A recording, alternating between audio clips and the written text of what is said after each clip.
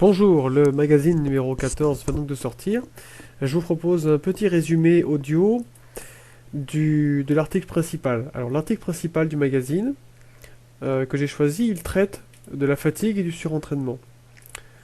Alors dans cet article, l'objectif était un petit peu de faire une synthèse de toutes les théories qui entouraient le surentraînement et de voir ce qui les connectait entre elles, puisque le surentraînement a été étudié depuis déjà plusieurs décennies avec des médecins, des scientifiques qui essayaient de rechercher les marqueurs biologiques.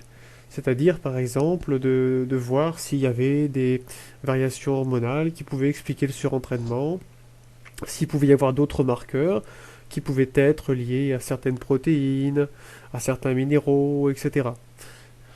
Et donc, cette recherche sur le surentraînement, elle a émis de nombreuses théories sans jamais pouvoir euh, trouver un marqueur qui soit révélateur d'un état de fatigue qu'on pourrait attribuer au surentraînement. Donc j'ai donc retracé les principales théories du surentraînement et depuis quelques années on peut les connecter entre elles. Donc je vous fais un petit résumé de cet article. Les toutes premières théories à propos du surentraînement, elles étaient une théorie qu'on dit dite hormonale. C'est-à-dire que certains médecins dans les années 80 s'étaient amusés, avaient testé les variations hormonales des sportifs sur des longues périodes. Et ils observaient des variations, des déséquilibres, on va dire, entre les hormones anabolisantes et les hormones catabolisantes. Et à partir de ces déséquilibres, ils ont essayé d'estimer si le coureur était en surentraînement ou s'il était sous-entraîné ou éventuellement s'il fallait le supplémenter. Ça avait d'ailleurs été l'œuvre d'une théorie qui était la théorie de la supplémentation hormonale, le rééquilibrage hormonal plutôt, dans les années 80. Bon, en fait, c'est une théorie qui n'était pas la bonne parce que les hormones sont en réalité de simples messagers. Et ces messagers hormonaux, ils ne sont pas la cause première de la fatigue. Hein. Pour essayer de mettre une comparaison, on peut imaginer que la récupération, c'est la réparation d'un bâtiment, une maison qui serait abîmée. Et pour faire accélérer la réparation, on donnerait plus d'ordres aux ouvriers qui sont là pour réparer. Donc les hormones, c'est ça, ce sont les ordres. Malheureusement, si on n'a pas l'outillage, les outils, tout ce qui permet de faire la rénovation, ça ne fonctionne pas. C'est-à-dire que l'ordre ne permet pas d'accélérer les choses. Ça reste un ordre. Si on n'a pas la matière première à disposition, ni les outils, ça n'avance pas. Donc ensuite, il y a d'autres théories intéressantes qui sont apparues dans les années 90, qui concernaient par contre des acides aminés ou des protéines. Alors une théorie qui a eu, c'était la théorie de la glutamine, puisqu'on avait observé que lors des périodes d'entraînement intense, le système immunitaire était, on dit, un petit peu affaibli, et on constatait également qu'il y avait une chute donc de la disponibilité d'un acide aminé qui s'appelle la glutamine. Et cet acide aminé est important dans le système immunitaire, notamment au niveau de l'intestin. Donc on a constaté qu'il y avait une diminution de la disponibilité de cet acide aminé. Donc évidemment, on a essayé de corréler ça au surentraînement, de mesurer le taux de glutamine chez les sportifs pour pouvoir dire s'ils sont ou pas surentraînés. Là encore, les résultats étaient quand même très, très aléatoires, puisque même en état on va dire, d'immunité plutôt faible, un sportif peut être très performant. Et d'ailleurs, ce qui caractérise souvent le haut niveau de performance, c'est souvent associé à une immunité un petit peu faible. Voilà, donc ensuite d'autres théories se sont enchaînées derrière, qui ont d'ailleurs été faites par le même scientifique qui a fait beaucoup de travaux là-dessus, Eric Newsholm. Il avait donc essayé d'étudier un autre acide aminé qui est le tryptophane. Le tryptophane est un acide aminé qui sert principalement à la synthèse dans le cerveau de la sérotonine. Sérotonine qui est un neurotransmetteur du bien-être, du relâchement, et c'est aussi une clé nécessaire pour l'endormissement. Donc là encore, on s'aperçoit que dans les efforts de longue durée, il y a une chute de la concentration de tryptophane qui évidemment s'accompagne d'une diminution de la synthèse de sérotonine dans le cerveau. Voilà, ça aussi était un marqueur qui restait quelque chose d'indirect, qui ne permettait pas en tout cas de faire de dire si le sportif était en phase ou non de surentraînement. Donc on a continué dans cette direction-là, qui était celle des acides aminés, avec ce que vous connaissez certainement, les fameux BCAA, acides aminés ramifiés, qui se sont multipliés dans les rayons diététiques, qui ont un rôle important dans la synthèse du tissu musculaire. Donc lorsqu'on a des courbatures et qu'on a épuisé le tissu musculaire, effectivement, leur participation est nécessaire pour la récupération. Ces acides aminés ramifiés donc, sont également indirectement un témoin du surentraînement, mais ils n'en sont probablement pas la cause. Donc les recherches continuent. Il y a une théorie aussi par un Américain, David Costil, qui a beaucoup travaillé dans la physiologie du sport, les sports d'endurance. Et sa théorie à lui, c'était la théorie du glycogène. C'est-à-dire qu'il considérait que le sportif surentraîné était dans une situation où il ne pouvait plus recharger ses réserves en glycogène. Donc le glycogène, je rappelle, c'est le supercarburant du muscle. Et ce carburant étant peu disponible, après un effort intense, les réserves musculaires ne permettent pas de faire des efforts aussi intenses que les jours précédents. Donc si on a effectué une course de vélo, le lendemain les réserves de glycogène seront plus basses, même si vous avez mangé beaucoup de féculents après la course. Les réserves sont plus basses, en théorie cela ne permet pas de reproduire les mêmes efforts que la veille. Alors si effectivement on s'aperçoit que sur plusieurs jours, il est impossible de faire remonter les réserves de glycogène musculaire au taux de départ, on s'aperçoit quand même que certains athlètes bien entraînés sont capables d'être aussi performants alors qu'ils n'avaient pas des réserves de glycogène qui étaient à leur maximum. Et c'est le cas sur les courses par étapes, où on peut avoir au bout de plusieurs jours des coureurs qui sont capables de développer les mêmes puissances qu'en situation de réserve de glycogène à 100%. Donc c'était une autre théorie qui était intéressante, mais qui n'était pas, qui n'a jamais, en tout cas, été satisfaisante. Alors, il y a donc maintenant, j'arrive à la théorie qui va dire, qui réconcilie un petit peu toutes les autres. C'est la théorie de l'inflammation de Lucille Smith. Et cette théorie-là, en fait, elle réconcilie toutes les autres. Toutes celles dont je vous ai parlé, donc celle de la glutamine, du tryptophane, des BCAA, des réserves de glycogène. Donc en effet, pour Lucille Smith, le surentraînement vient du muscle. Ce qui est logique, car c'est le tissu le plus actif. C'est le principal tissu qui est mis à contribution dans la performance. C'est là que se passe la majorité des réactions bioénergétiques. Donc pour le tissu musculaire, l'effort s'accompagne de petits traumatismes, de petites lésions, qui ne se traduisent pas toujours par des courbatures, mais qui peuvent être des courbatures. Et donc ces liaisons, en fait, sont un peu comme des petites blessures, et qui pour être réparées, nécessitent un état d'inflammation. Et cette inflammation est nécessaire à la cicatrisation. Donc l'effort induit, en fait, au niveau des tissus qui ont travaillé, donc par exemple des quadriceps si vous faites du vélo, va induire en fait un état inflammatoire dans les quadriceps. Cet état inflammatoire est nécessaire à la cicatrisation. Hein, ça permet à la fois de nettoyer donc, les tissus des cellules qui ne sont plus viables, donc on va remplacer. Et c'est donc un processus nécessaire à l'inflammation qui, s'il est répété pendant plusieurs jours sans que la récupération soit terminée, va entraîner une inflammation qui va gonfler et se propager. Un petit peu comme un incendie qui va se propager d'une forêt à l'autre. Donc c'est un peu la même chose dans l'organisme. Un état inflammatoire qui va se répéter, se répéter, se répéter au niveau des muscles, finit par se propager à tout l'organisme. Et en se propageant à tout l'organisme, c'est là où la théorie réconcilie toutes les autres, c'est que pour qu'il y ait libération de molécules inflammatoires, qu'on appelle les cytokines, il faut certains acides aminés, dont la glutamine, dont on a parlé tout à l'heure. Il faut également du tryptophane, qui est impliqué dans la synthèse des cytokines de l'inflammation.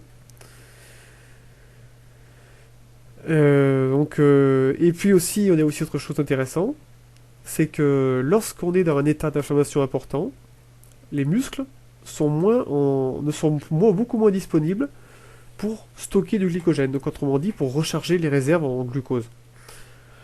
Donc le fait d'avoir vraiment épuisé le muscle, d'avoir des courbatures importantes, par exemple pour les coureurs à pied après un marathon, va en fait ça se traduire pendant les 48 heures ou même plus 72 heures, tant qu'il y aura cet état d'inflammation au niveau du muscle, eh bien le muscle n'est pas aussi réceptif au glucose et donc il va le stocker de manière beaucoup moins efficace qu'en situation de fatigue beaucoup plus légère.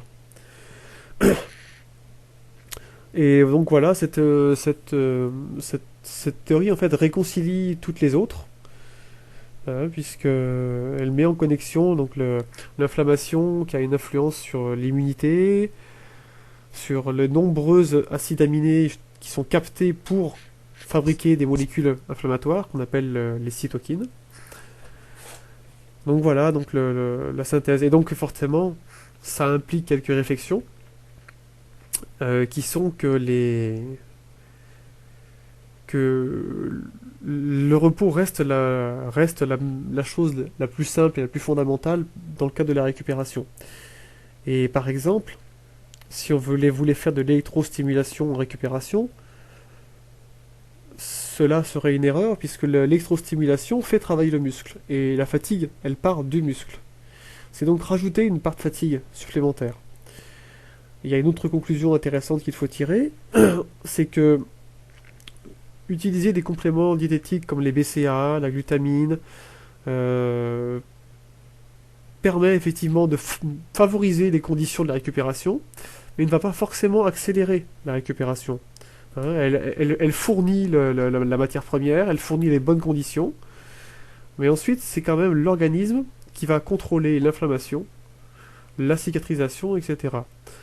Donc on aura beau consommer en quantité abondante des acides aminés ramifiés, vous aurez quand même des courbatures. Hein, et ça se vérifie. Hein. Un marathonien qui consomme des protéines justement pour limiter la casse musculaire aura quand même des courbatures. Il y a une autre conséquence qui est intéressante à propos par exemple des personnes qui sont allergiques et asthmatiques. L'asthme ou toutes les allergies sont des réactions inflammatoires. Et ces réactions inflammatoires, eh bien, elles remplacent la fatigue de l'effort. Une personne qui connaît une période d'allergie importante au printemps, par exemple, hein, avec les pollens, aura du mal à être très performante en termes de performance sportive, parce que l'inflammation qui est provoquée par son allergie,